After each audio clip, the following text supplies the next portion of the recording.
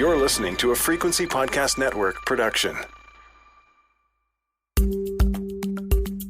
The story begins with a terrorist attack. A bomb at a synagogue in Paris in 1980. It killed 4 people and injured dozens more. The story ends, at least so far, with a Canadian professor currently living in Ottawa being tried and convicted in absentia by a French court, more than 40 years after the bombing. An empty chair sat in the courtroom in his stead.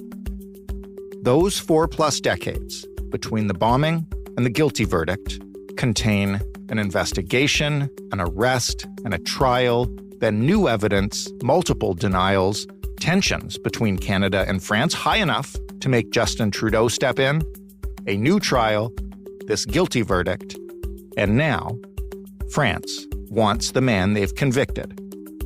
That man's legal team denies he was ever involved, and he says, obviously, that he's not going to France. So will Canada make him? After all, they've done that before.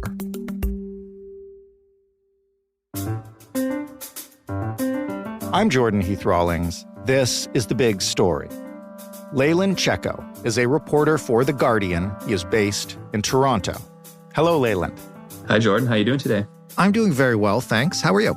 I appreciate you having me on the show. I'm great.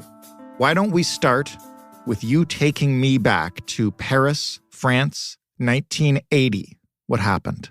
So it's an October evening, a little after 6 p.m. You've got one of the more liberal synagogues in the city just filled with worshipers. More than 300 people are there to celebrate the Simchat Torah holiday, the end of the Torah reading. You've got people excited for 5 bar mitzvahs that are going to be that weekend. And all of a sudden, the street is just rocked by an explosion. And someone had parked a Suzuki motorcycle outside the synagogue, loaded it with 20 pounds of explosives. And they'd initially planned to detonate it when congregants were coming out from the services, and it would have been an absolutely disastrous attack. And the images even of what happened are horrendous. Mangled cars, blown out windows, shattered glass. 4 people are killed in the explosion. And these are people that were unfortunately walking by at the moment or across the street in a hotel. Wow. But inside, the glass ceiling collapses, a door is blown out, and you have 46 worshipers all injured in many ways what is the worst attack on the Jewish community in France since the Second World War. What do we know about the motivation behind the attack? Did anybody claim it? What happened in the immediate aftermath? It's a bit of a weird attack in that no one really clamored for responsibility, but investigators are fairly certain that it was linked to Palestinian rights organizations that had been for years fighting a fairly aggressive and often violent campaign for recognition of the state of Palestine. And so you have to kind of contextualize this attack both as part of the 1960s, 1970s armed attacks and aircraft hijackings that gripped a lot of the region, both in Europe and the Middle East at the time. And it was also an attack that kind of foreshadowed a series of attacks throughout Europe in the coming years. In August the following year, a synagogue in Austria was attacked by Palestinian gunmen that killed 2 people. A few months later, in Antwerp, in Belgium, 3 people are killed when a bomb goes off that is linked to the PLO as well. So this was very much in line with how the organization had conducted terrorist attacks, both in Europe and in the Middle East, and is very much part of a wave that had swept through the region for kind of previous decades. Now let's talk about the man who is guilty or not at the center of this case, Lebanese Canadian Hassan Diab. Who is he? How is he connected to all of this? Well, so I think before we get to who he is, it's also kind of important to point out that this is an investigation that was long, was drawn out. There was protests from not just the Jewish community, but also just French people over the fact that there were no culprits or no one had been charged in the attack. And we're talking decades where there was no sense of justice for the attack in which 4 people had been murdered. And so there was a lot of pressure and frustration with the French government for what was seen as a slow-moving and oftentimes incompetent investigation. Having said that, multiple decades after the attack happened in 1980, you get suspicion that a Lebanese Canadian sociology instructor was in some way connected to that attack. And so the French authorities in 2008 asked Canadian RCMP officers to arrest Hassan Diab, who at the time is living in Ottawa, on suspicion of masterminding, if not being a part of the terrorist attack at that point more than 20 years earlier. Do we know where that suspicion came from and how the case against Diab developed? There's still a lot of murkiness around the evidence that is purported to link Diab to the bombing. We do know through unsealed documents that the French are relying on intelligence from the German authorities that place Diab in theory in France and also in Spain at the time. And Spain is critical because they believe that the attacker entered and exited France via Spain. But having said that, though, there's a lot of shakiness surrounding the evidence that is purported to put Diab at the center of the attack. And I think it's important to point out that when he is named by French authorities and part of the extradition request, friends, colleagues are absolutely shocked. This is not a person they would have associated with having extremist beliefs. This is not a person they would have associated being a mastermind of a bombing attack that targeted innocent civilians. And so there's a sense of disbelief and of shock that ripples throughout the community when the French authorities finally name, after multiple years of purported investigations into the attack, their culprit and their suspect. So French authorities asked the RCMP to arrest him in 2008. And this is where we're going to get into, I was going to say the trial, but I guess the first trial. What happens after the arrest? So Canada has what's called the Extradition Act, and that was passed in 1999. And it basically allows foreign governments to request Canada send back someone who's suspected of a crime in that country. So in the example of Diab, the French authorities suspect that Diab might have been complicit in the attack in 1980. And so they asked the federal government to arrest him and to have him sent back to France to face trial. Now, I think it's important to point out just off the top, the Extradition Act is a piece of legislation that has garnered significant criticisms in recent years, and specifically over the Diab case itself, because for many people who follow extradition law, Canada's Extradition Act has a number of shortfalls that have led to what people fear is miscarriages of justice and have put innocent people in courtrooms across the world in which they often should not have been there. Like what kind of shortfalls? What are we talking about here? Well, so I think the Extradition Act is interesting because it is a very rigorous piece of legislation that constrains those who fall under its purview. So if you're a judge who is asked to assess an extradition case, all you're asked to do is in theory determine whether or not a person could be held on the charges that you're being asked to consider and be fit to stand trial. You're not asked to gauge the quality of the evidence. And so in the case of Hassan Diab, you have an Ontario judge who's asked to begin the process. He looks at the evidence and in many ways, he considers it junk. It's not great. It's marred by delays. You have handwriting that's brought to the judge that is purportedly Diab's handwriting, but then the Crown retracts the experts. A number of experts are kind of thrown out because their analysis is unreliable. And so the judge, who's looking at Diab's case basically feels like he's a rubber stamp because he doesn't think it's a good case, but he doesn't have the ability to say no. And so just from the beginning that you kind of see whether or not the case against Diab was a good one, Canadian officials are basically hamstrung in their ability to say, we don't think this is a good case, because all the French have to do is say, here is evidence, here is the charges, we will one day bring charges against this individual. And so Canada, we would like you to extradite this individual so they can stand for trial in France. Another key criticism of the Extradition Act is there's no timeline. So in Diab's case, the French didn't even have to have a case ready. They just had to say, we have evidence to suggest that he was involved in this bombing and we will charge him. But it doesn't have to be a year, 2, 3 years. There's no timeline.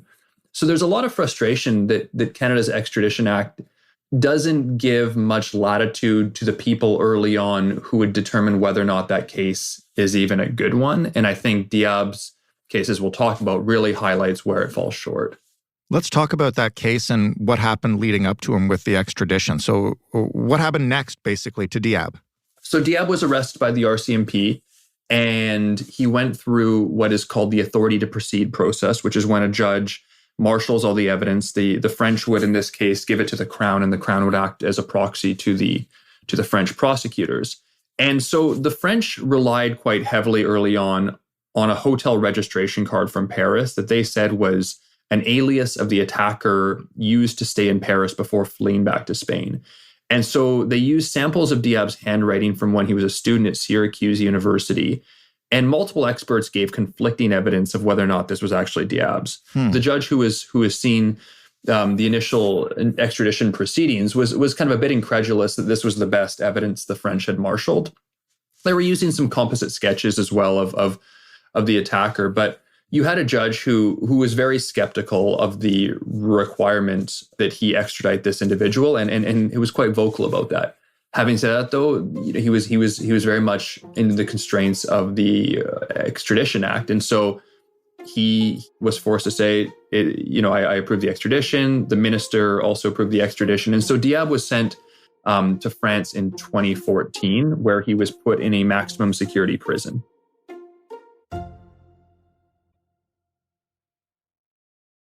What happened when the trial was actually supposed to begin? He's in prison in France. They are presumably ready to bring forward this evidence that's already been presented to the Canadian Crown, if I'm getting this right. What happens then? Well, it's a great question because I think you rightly point out all the pieces should have been in place. But instead we find out that there is no trial that's actually set up. The charges haven't been fully kind of formalized. The evidence isn't really quite there. And so you have Diab, who had fought, quite hard to not be extradited to France, is now in a maximum security prison in France, at times in solitary confinement for at least 3 years before the prosecutors are ready to bring their case. And even when they do bring their case, it's tossed out by French judges because it's seen as insufficient and in many ways fairly weak and pretty flimsy as a case. So the charges were eventually dropped after he'd spent time in prison. After he'd been arrested in 2008, they were dropped in 2018. So 10 years between that. And now that the charges have been dropped, that's it then. He returns to Canada, resumes his normal life, and we'll never know who did it, but he lives happily ever after, right? One wouldn't think so. And I think for people who feel as though this is how the legal system should operate, that would be the conclusion.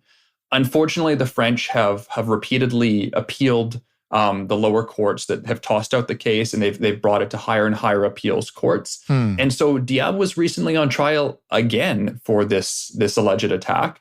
And I think it's important to point out, not on any new evidence. Diab is still facing charges and was recently charged and convicted under the evidence that the courts had previously said was too weak to bring to trial. But he didn't go back to France for that trial. He wasn't extradited again. There's just a trial and he's not there.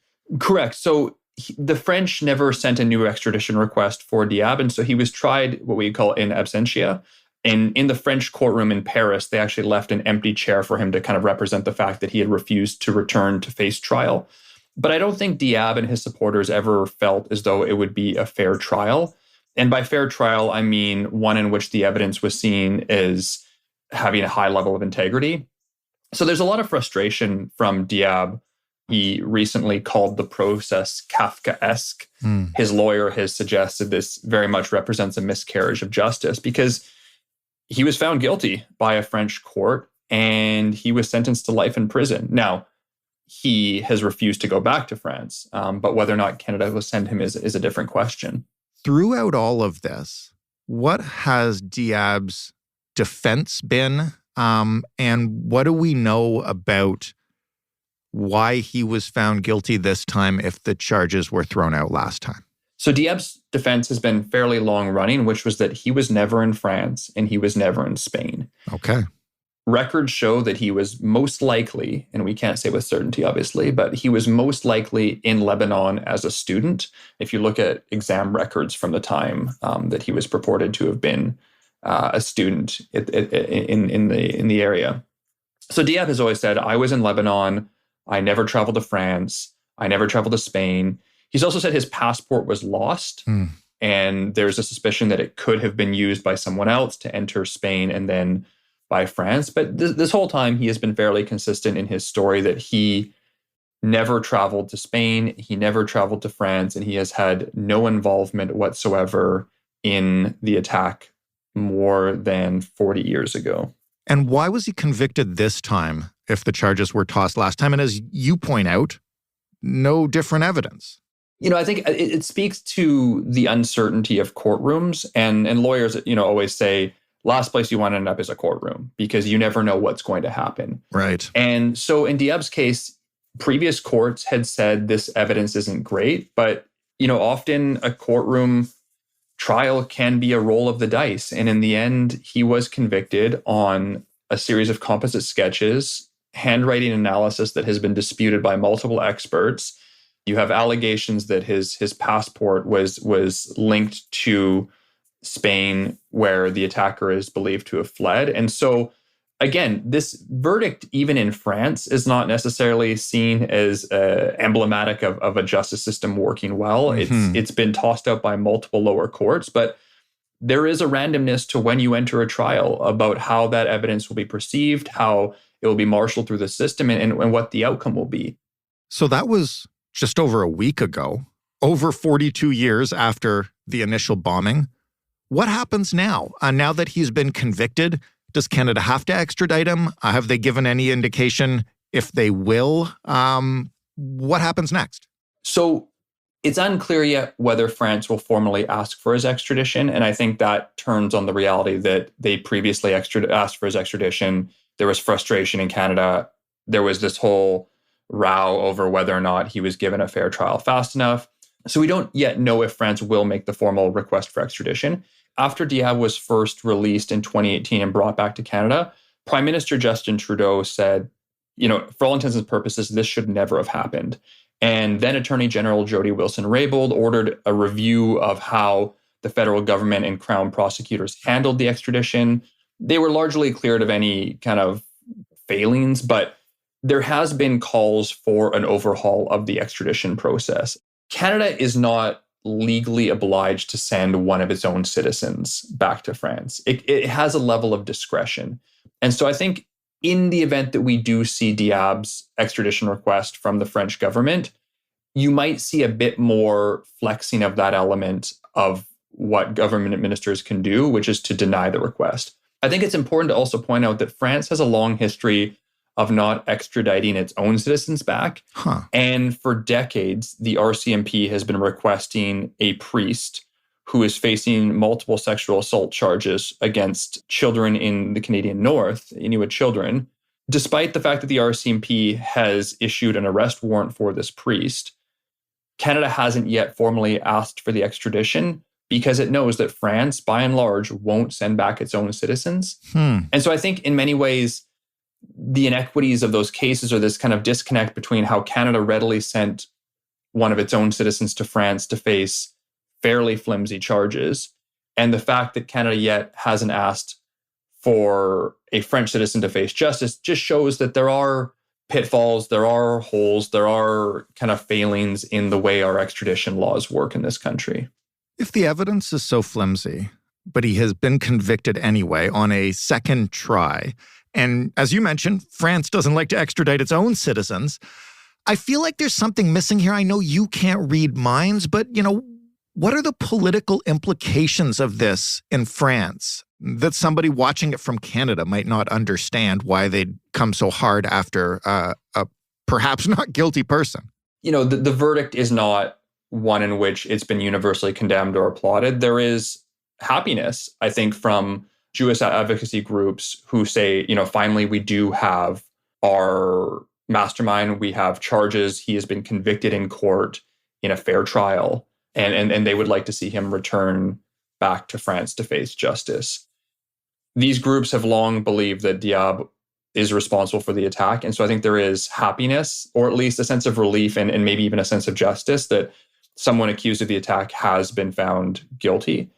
I think there's also skepticism because, as we talked about earlier, this is a case that really couldn't get to the start line for a long time because there was concern that the integrity of the case wasn't there. And so it's also kind of kicked off bigger questions of how extradition should work between allies when you do have concerns over the integrities of one's court system. And I think it is, it's one thing to have a debate whether or not Canada should be sending people back to countries with poor human rights records in which the prospect of a fair trial is anything but a faint glimmer. Mm-hmm. But France is an ally. France is a democracy with a robust judicial system. And so I think it's going to, kick off difficult questions. And Canada, doesn't want to set a bad precedent for refusing an extradition request from a fairly close ally. So, I think it's going to get a bit murky. I don't want to prejudge. And so I don't know if the French will actually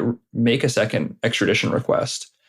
And I also don't know if the Canadian government would ever, in this case, honor it, because the Prime Minister has been pretty clear previously that the first instance should have never happened.